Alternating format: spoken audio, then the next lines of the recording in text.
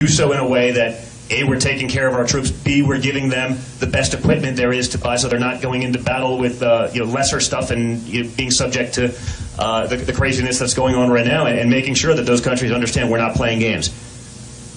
When you look at what's going on today, I mean, it's sad. We don't even talk aggressively anymore, let alone act aggressively. And we have to do that. And some people have given my father a hard time. Well, he delivers the message it's a little bit harsh. Can you get him to tone it down? It's like, wait, guys, there's a time for diplomacy. I get it. There's a time where we can talk and try to be nice and be really friendly and cater to everyone. And then there's a time where you actually have to break out the hammer. And we're at the point in this country where we can't talk about things in a whisper and pretend that they're, things aren't issues and, God forbid. I think he's done that, and maybe he's brought out the sledgehammer, but it's time. And there's people who say, well, I don't like the way you delivered the messages. So, well, if you don't like the way that you delivered the message, then I assume you think there's no problems here.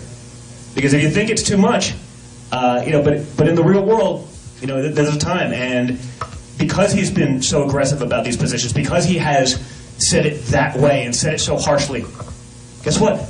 These issues that weren't talked about by anyone, even the right before, are actually now on the forefront of the debate stage. And he's been doing this for 3 weeks. Imagine what you do if you give him 4 years.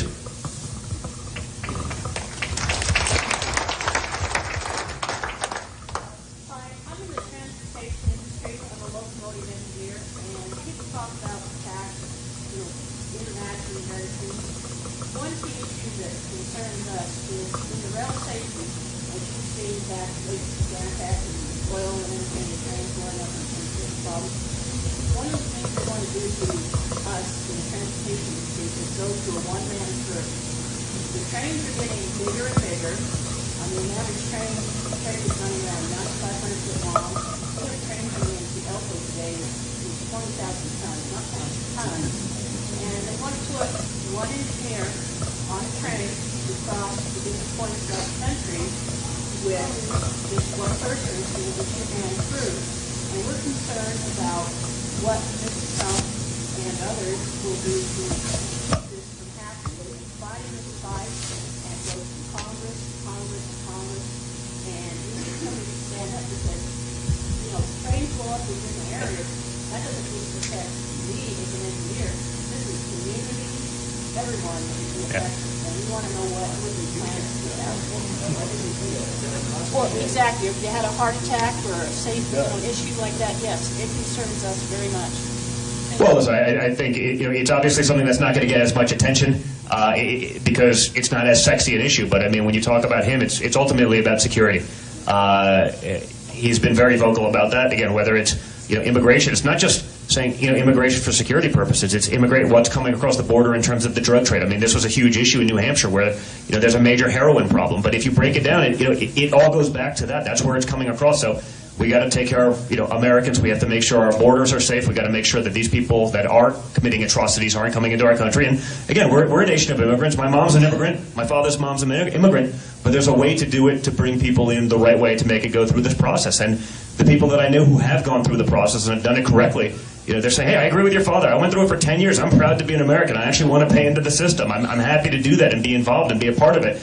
But there's a lot of people that don't necessarily feel that way. They want sort of all of the good stuff of America without having to actually pay into the system, without having to be involved, and without having to, assimilate at least a little bit in terms of our values and the things and the traditions that we hold dear. So, again, in terms of the security on rail, I don't know the exact issues. I mean, that does seem a little bit ludicrous because I've seen some of these trains because, again, where I spend my free time, whether, in the woods and whatnot, and in some of those areas, you see where they go through. And when you can sit up at a stop at a train crossing and watch for 25 minutes as a train rolls by, it'd be sort of hard to believe that there'd be a one-man crew on one of those monsters, especially when you're talking about some of the hazardous materials that are being transported, et cetera. So, I don't know the exact details, but it certainly seems very logical. Please have him look into that. Thank you. Thank you. How are we doing on time, Charles? 2 more? Perfect. Sir?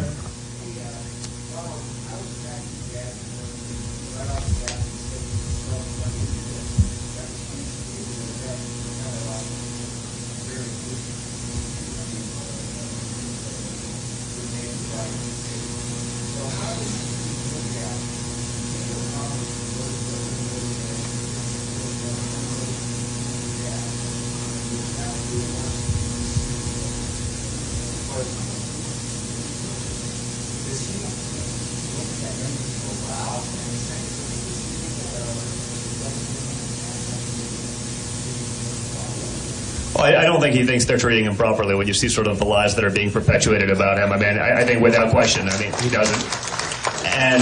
But again, unlike everyone else, he's sort of able to call him out, and people like you are seeing it and saying, hey, wait a minute, he's right here. That's what's great. Because he's been able to be so vocal about the issue, he's been able to highlight him, and people are finally figuring out how this system, which is totally broken, actually works. That said, he looks at $100 million. I guess it's a lot of money, but Bush spent $150 million trying to get it, and look where it got him. Decent guy, decent individual. He spent $15 million, I think, in attack ads alone in South Carolina against my father. But ultimately, if all of you show up, and push that button, and speak, and say, hey, this is the guy that should be doing this, eventually they're going to fold, or there will be no GOP as they know it. And it's probably time for that.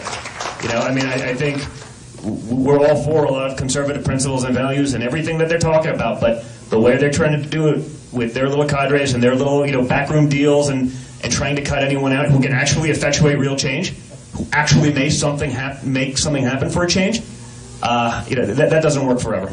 So I think perhaps he's the guy that's delivering that message. And frankly, if there's one thing that we get out of this whole process, is that he's showing other people that, hey, maybe if you get involved in the game and do it, you can make a change, and so you won't have the same stable of politicians just we get one thing, we sit on a committee for 2 weeks, and now we can check that off the box and say we have experience in XYZ, even though they've never really done anything. It's very different, and hopefully he's just changing the way this game is played permanently, not just for this election. Yes, sir.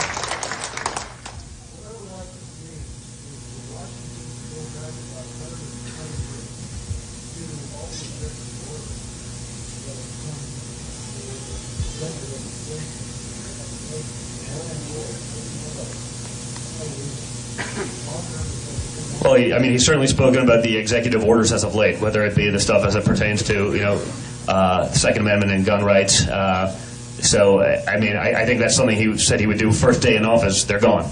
I don't know about 120 years of the history. I don't know what's in there, what's legal, what's not. That's a little bit in the weeds for me. Now, it's not for the people that he'll bring in, and that's perhaps the most important thing. And it's my segue into what he'll do for this country is actually bring in real people, guys that have done this in the real world, guys that are real businessmen who've done it and been successful.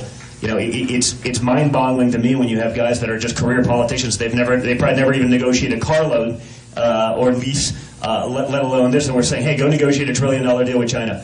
It's mind-boggling. It'd be like me putting my son, who's been wrestling for 3 weeks, putting him in the ring against Dan Gable. There's some things you don't do, and I don't know why, as a country, we continue to perpetuate this and put lightweights in against people who are saying, hey, let's put the best in a room.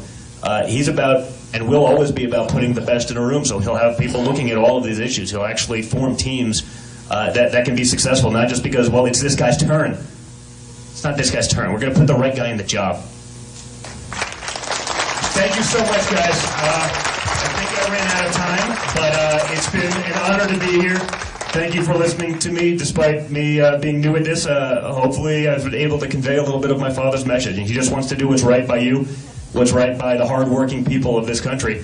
And he wants to give you a voice for a change, because, unfortunately, that should be the most important voice, and it's been totally lost these days. So thank you. And again, remember, please get out there and actually vote. Caucus. Do it. It's important. Thank you so much. It's been an honor.